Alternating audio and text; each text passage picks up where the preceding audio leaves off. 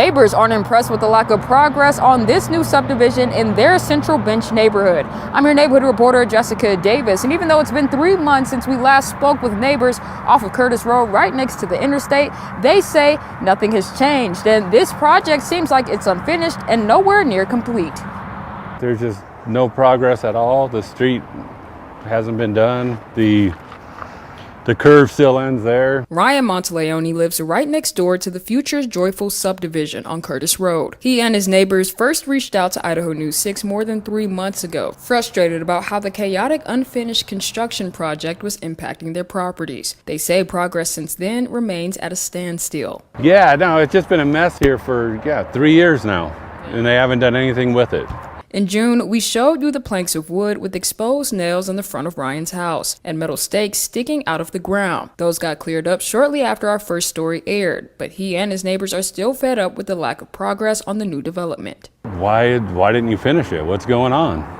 I don't know if it's a money issue, if it's what it is, but no one really seems to have the answer.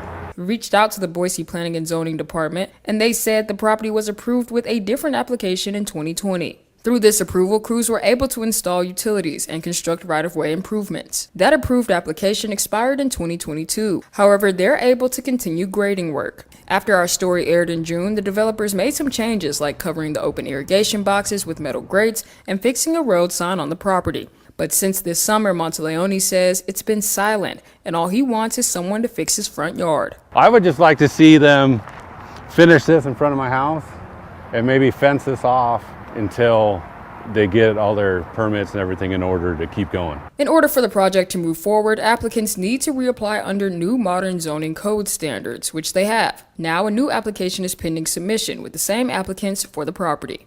I reached out to the project applicant for an update on construction, and although Briggs Engineering declined to comment for this story, I'll plan to talk with them within the next week or two about what's next for the site. I'm your neighborhood reporter, Jessica Davis, reporting for Idaho News 6.